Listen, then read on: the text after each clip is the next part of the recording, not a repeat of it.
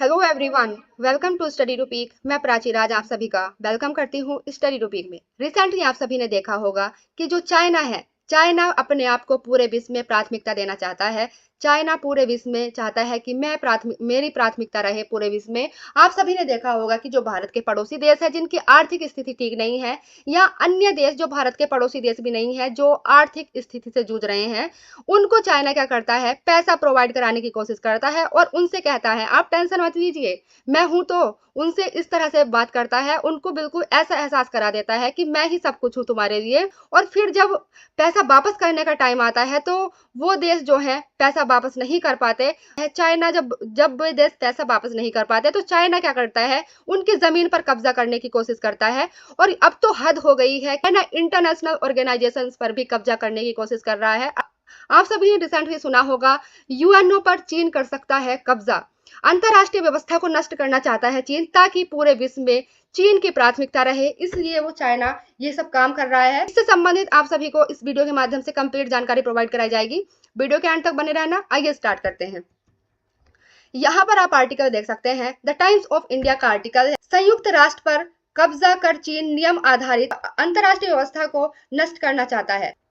आप सभी को मैं बता दूं, संयुक्त राष्ट्र व्हिसल ब्लोअर द्वारा प्रस्तुत साक्ष्यों के अनुसार चीन संयुक्त राष्ट्र जैसे बहुपक्षीय संस्थानों पर कब्जा करके अपनी प्राथमिकता को प्रतिबंधित करने के लिए हम आधारित अंतरराष्ट्रीय व्यवस्था को फिर से नया आकार देने का लक्ष्य बना रहा है। वो सभी ने सुना होगा, OHCHR अर्थात मानवाधिकार उच्च आयुक्त कार्यालय। जो मानवाधिकार उच्च आयुक्त कार्यालय है, संयुक्त राष्ट्र महासभा द्वारा दुनिया भर में सभी के मानवाधिकारों की रक्षा और बढ़ावा देने का काम सौंपा गया है संयुक्त राष्ट्र महासभा के द्वारा। आप सभी को यूएनओ क्या है, यूएनओ के पार्ट्स कौन कौन से हैं, इस सभी से संबंधित एक कंप्लीट वीडियो चाहिए तो उस वीडियो का लिंक आप सभी को डिस्क्रिप्शन में मिल जाएगा और वहां से आप क्लिक करके आप उसको देख सकते हैं और आई बटन पर क्लिक करके भी आप उसको देख सकते हैं। OHCHR की पूर्व कर्मचारी थी जिनका नाम था रिली।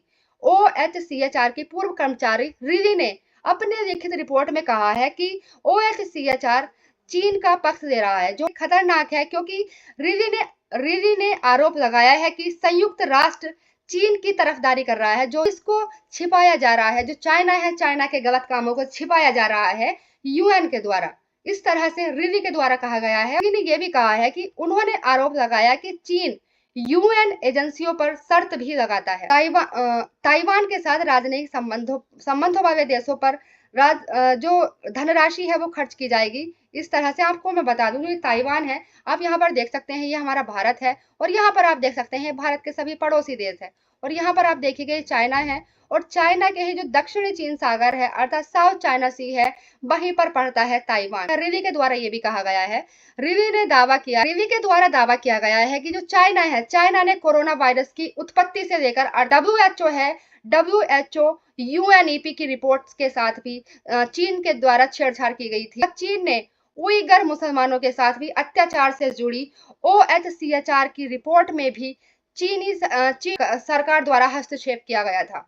यूएन के कुछ कर्मचारियों गुप्त तरीके से चीन के उन मानवाधिकार कार्यकर्ताओं नाम बता रहे थे जिन्होंने इस तरह की रिपोर्ट बनाई थी। कुछ मुद्दे ना उठाए जाए, इसलिए OHCHR को भी प्रभावित करता है।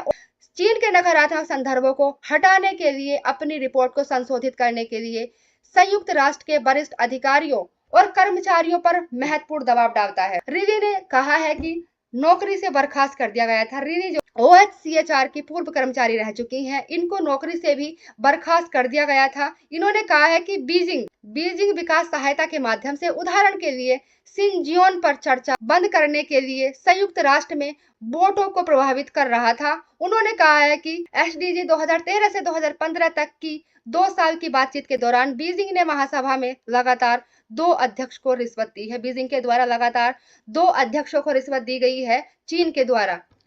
आशा करती हूँ कि मैंने आप सभी को जो बताया, यूएनओ पर चीन कर सकता है कब्जा, अंतरराष्ट्रीय व्यवस्था को नष्ट करना चाहता है चीन, आप सभी को समझ में आया होगा। आज के लिए इतना ही। Thank you.